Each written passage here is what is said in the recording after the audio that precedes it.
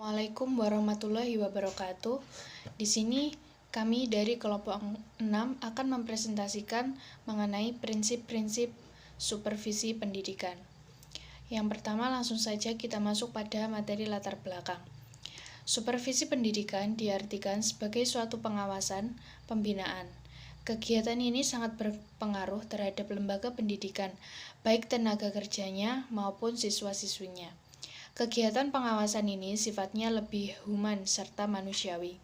Jadi, tidak semata-mata mencari kesalahan, namun lebih menekankan kepada pembinaan terhadap kondisi pekerjaan yang sedang disupervisi tersebut, agar dapat diketahui apa saja kekurangan yang harus dibenahi dalam lingkup tersebut. Secara sematik, supervisi pendidikan adalah kegiatan pembinaan yang berupa tuntunan atau bimbingan ke arah perbaikan yang lebih baik lagi ke depannya.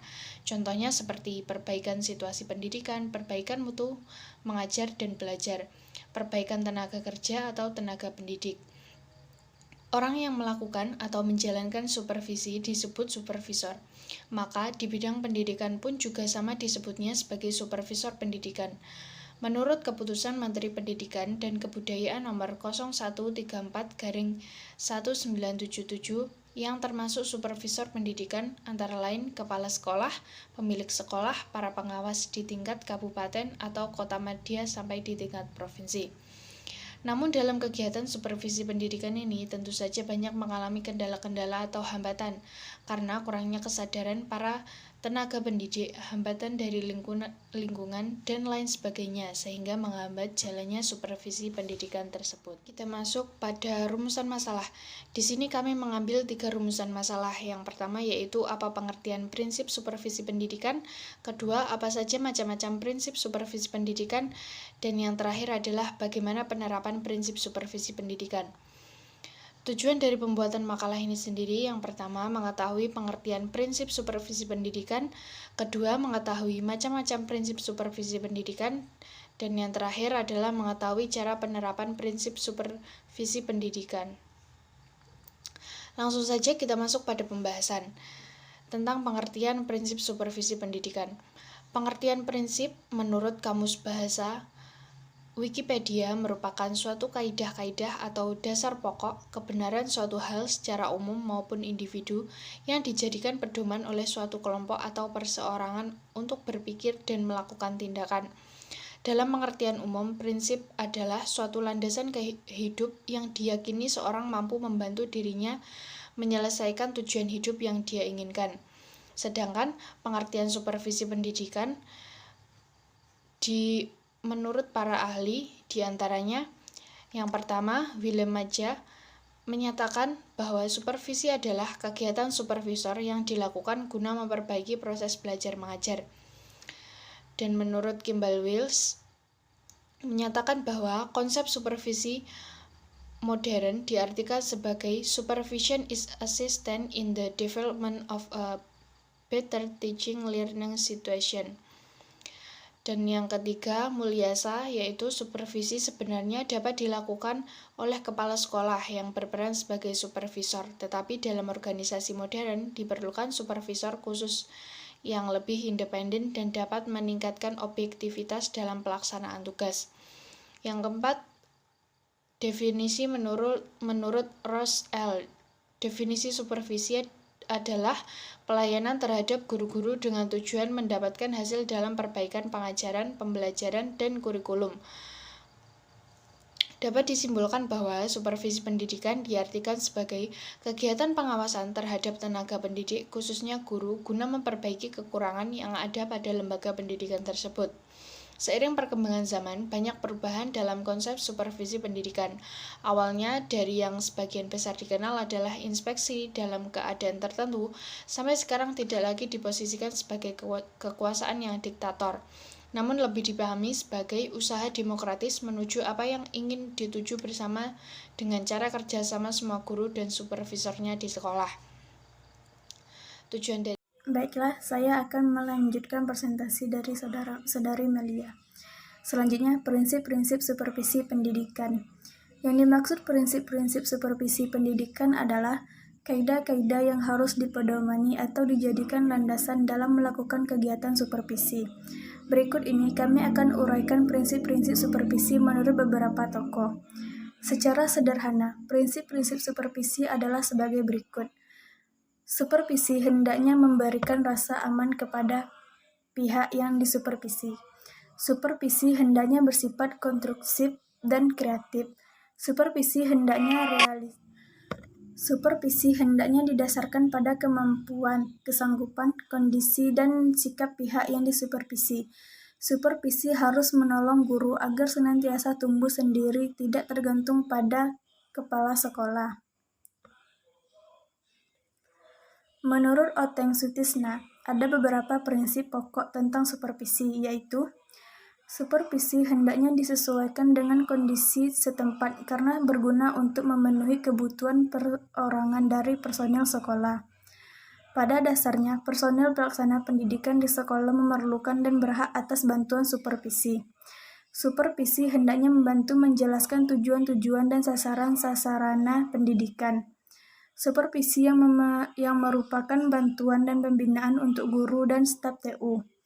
Supervisi hendaknya merupakan wahana untuk menjelaskan dan berdiskusi tentang hasil-hasil penelitian pendidikan yang mutakhir. Supervisi hendaknya membantu perbaikan sikap dan hubungan dari semua anggota staf sekolah dengan orang tua siswa dan masyarakat setempat, serta pihak-pihak yang terkait dengan kehidupan sekolah. Dalam pendidikan yang berlangsung di sekolah, tampaknya kepala sekolah merupakan penanggung jawab utama keberlangsungan pendidikan di sekolah yang ia pimpin.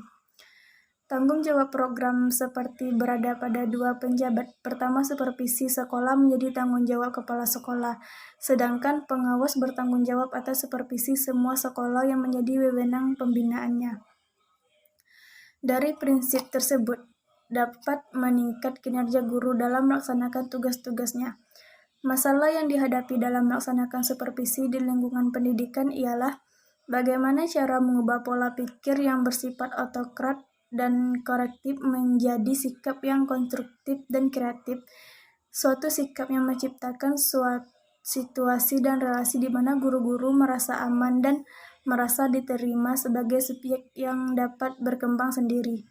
Untuk itu, supervisi harus dilaksanakan berdasarkan data, fakta yang objektif. C. Penerapan prinsip-prinsip supervisi.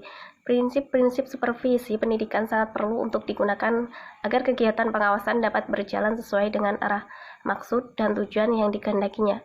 Berikut beberapa contoh penerapan prinsip-prinsip supervisi. A. Mengutamakan prakarsa dan tanggung jawab kepala sekolah.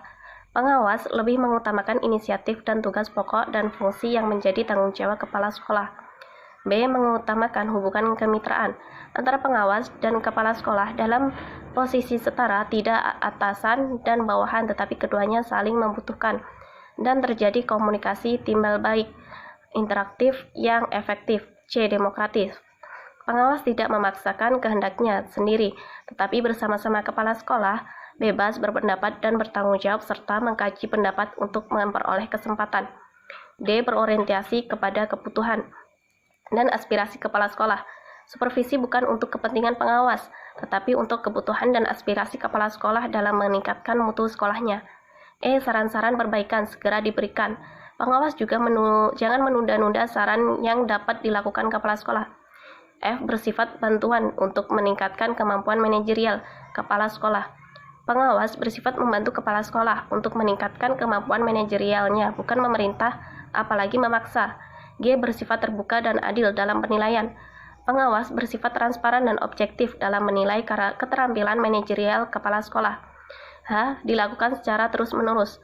Pengawasan tidak dilakukan secara rutin, tidak bersifat insidentil.